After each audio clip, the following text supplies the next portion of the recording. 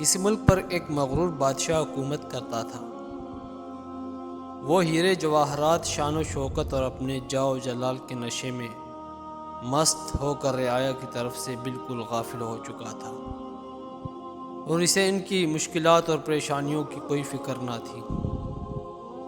کچھ لوگ اس کے لیے بد دعائیں کرتے تو کچھ اس کے لیے ہدایت اور نیک توفیق کے طلبگار بھی ہوتے۔ ایک وقت آیا جب خدا نے رعایا کی سن لی۔ ہوا یہ کہ بادشاہ ایک دن نہایت شان و شوکت سے سپاہیوں کے لاؤ لشکر کو ساتھ لے کر شکار پر نکلا۔ جنگل میں اسے ایک ہرن نظر آیا۔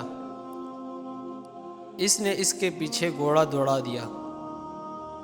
ہرن کا تعاقب کرتے ہوئے وہ بہت دور نکل آیا اور راستہ بھٹک گیا۔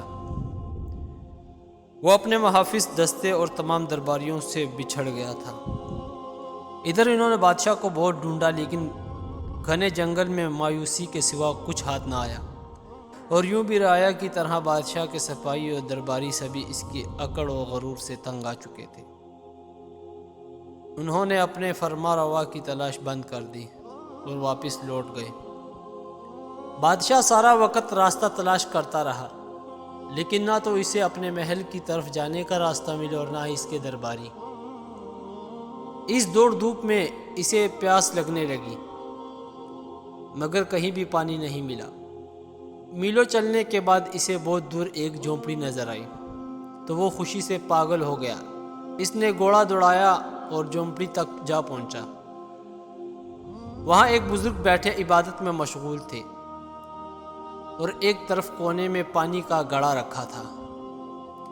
بادشاہ نے بڑی بےتابی اور خوش زبان کو بمشکل حرکت دے کر بزرگ سے پوچھا، پانی مل جائے گا ایک گلاس؟ ہاں مل جائے گا، مگر ایک شرط پر۔ بزرگ کی پرجلال آواز جھونپڑی میں سنائی دی، مجھے ہر شرط منظور ہے، میں اس سلطنت کا حکم روا ہوں، پانی پلا دو۔ بادشاہ نے بےتابی سے کہا، مگر اس موقع پر بھی اس نے اپنی امارت کا احساس دلانا ضروری سمجھا۔ پہلے شرط سن لو، پانی کے گلاس کے بدلے میں تمہاری پوری سلطنت لوں گا۔ بزرگ نے درشتی سے کہا، پوری سلطنت ایک گلاس پانی کے بدلے؟ بادشاہ نے حیرت سے پوچھا۔